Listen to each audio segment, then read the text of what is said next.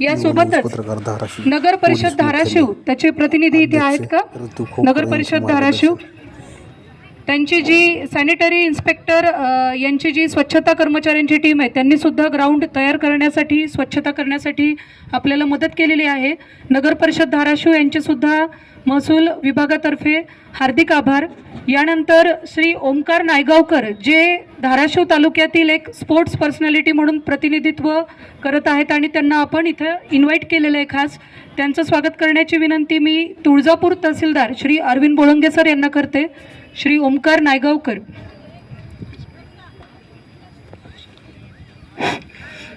कर्तव्य, कडक शिस्त आणि जनसेवेचा ध्यास असलेले व्यक्तिमत्व, ज्यांच्या नावाचा दरारा गुन्हेगारामध्ये आहे आणि ज्यांच्याबद्दल जनतेच्या मनात विश्वासाची भावना आहे, असे आपले कर्तव्यदक्ष पोलीस अधीक्षक श्रीमती रितू खोकर मॅडम यांना विनंती करतो की त्यांनी उपस्थितांना मार्गदर्शन करावे. आदरणीय रितू खोकर मॅडम. पोलीस अधीक्षक धाराशिव.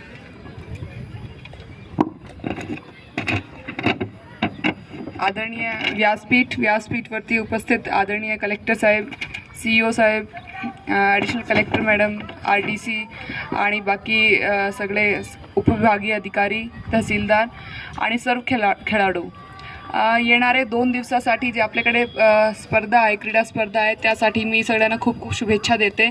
आत्ता आपण जे मार्च पास्ट केला ते एकदम चांगला होता. कमी प्रॅक्टिसमध्ये पण तुम्ही सगळ्यांनी खूप चांगला करून दाखवलेला आहे. आणि जे 2 दिवस अजून तुमच्याकडे स्पर्धा आहे त्यामध्ये पण तुम्ही सगळे तुमच्या बेस्ट द्या. पण जसं टेम्परेचर आहे तर मला वाटते की सगळ्यांनी जे तुमची कॅपॅसिटी आहे त्याच्या 90% द्यायचे, 100% देऊ नका, क्योंकि टेम्परेचरमध्ये हीट जास्त आहे. तर त्याप्रमाणे तुमच्या स्वास्थ्यावरती लक्ष द्या आणि चांगला प्रदर्शन करा. त्यासोबतच आणि यानंतर जे तुमचे हिंगोलीला डिव्हिजनल गेम्स आहे, परभणीला गेम्स आहे, त्यासाठी मी सगळ्यांना खूप खूप शुभेच्छा देते. All the best. थँक्यू. धन्यवाद मॅम. वेळात वेळ काढून माननीय SP मॅडम आणि माननीय जिल्हा परिषद CEO सर आपल्या उद्घाटनासाठी आले आहेत.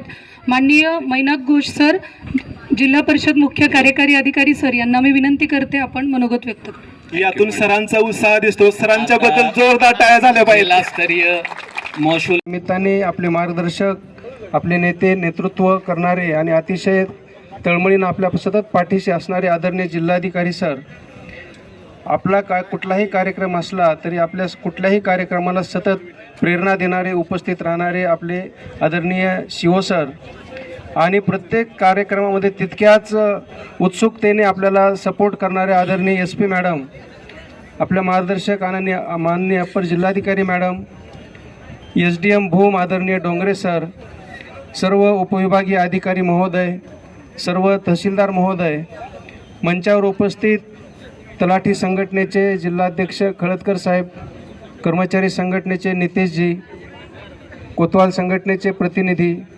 तसेच शिपाई संघटनेचे युसुफ साहेब, वाहन चालक संघटनेचे जमादार साहेब, आमचे मित्र, आपल्या या सर्व या धाराशिव जिल्ह्याला अनेक वर्षापासून स्पोर्टची सेवा देणारे नायगावकरजी, ओंकारजी, उपस्थित मंचावरील सर्व मंडळी, ज्यांनी आता अतिशय सुंदर असं सूत्रसंचलन केलं अशा मृणाल मॅडम आणि संतोषजी, उपस्थित सर्व खेळाडू, या ठिकाणी ज्यांनी अतिशय सुंदर असं बँड पथकांनी साथ दिली आपल्याला, असे बँड पथकाचे सर्व अधिकारी, कर्मचारी आणि उपस्थित सर्व खेळाडू बंधू भगिनींनो, पत्रकार बंधू भगिनींनो, खरं तर आज आपण एकदा जोरदार टाळ्या स्वतःसाठीच वाजवूया की आपण एक इतक्या व्यस्ततेतून स्वतःसाठी काहीतरी वेळ काढत आहोत.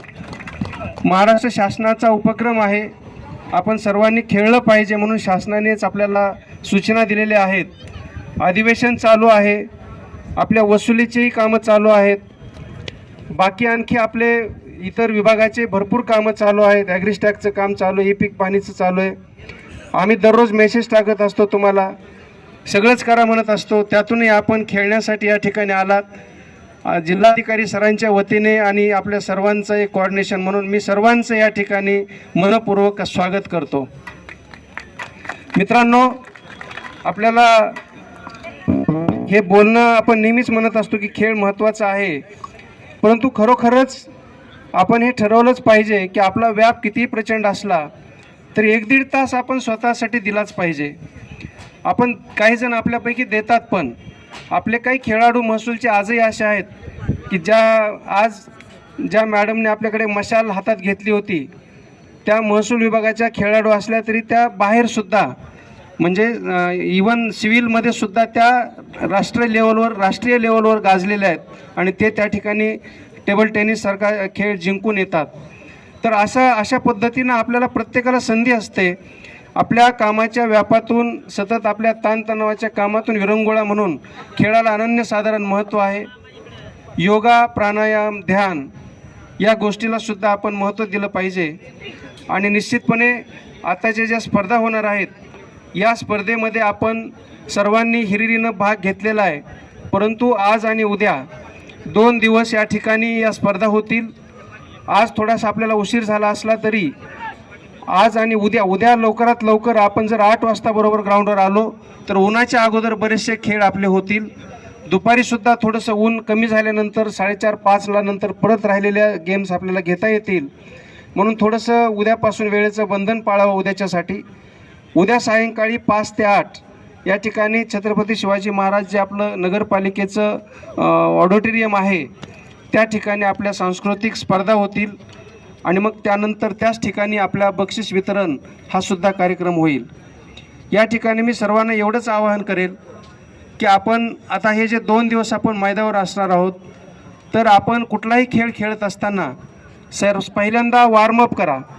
मग तो वैयक्तिक असो सांघिक असो 10 मिनिट वॉर्मअप करून घाम आला पाहिजे. त्याशिवाय कुणीही मैदानावर पाऊल टाकायचं नाही. कारण आपण अचानक जर आपलं शरीर थंड असताना आपण डायरेक्ट खेळायला गेलो तर इंजुरीची शक्यता मोठ्या प्रमाणावर असते आणि ती इंजुरी लवकर भरून निघत नाही. म्हणून स्वतःची काळजी घेत खेळायचं आहे. अतिशय जीव तोडून खेळा पण स्वतःची काळजी करत खेळा जेणेकरून आपल्याला इंज्युअर पण व्हायचं नाही. आणि अतिशय उत्तम असा खेळाडूपणा दाखवायला अशी अपेक्षा आहे. कुठेही आपल्याला चिटिंग करायची नाही, पार्शिलिटी करायची नाही. चांगलं उत्तम आपण खेळ खेळायचा आहे. आपण खेळ कुणी जिंकणार कुणी हरलं तरी ती हार पण आनंदाने स्वीकारण्यातच खरा आपला खेळाडू वृत्तीचं त्या ठिकाणी लक्षण दिसून येतं आणि ती खेळाडू वृत्ती आपण जोपणार अशी मला अपेक्षा आहे. या ठिकाणी आपल्या सर्वांना मी या स्पर्धेसाठी शुभेच्छा देतो.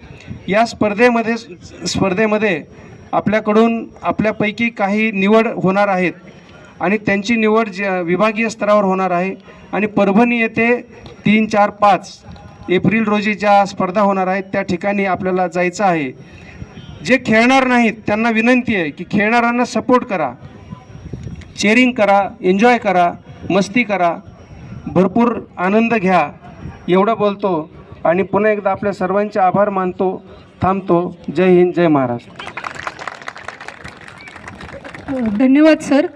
कामातच आनंद मानणारे आपले निवासी उपजिल्हा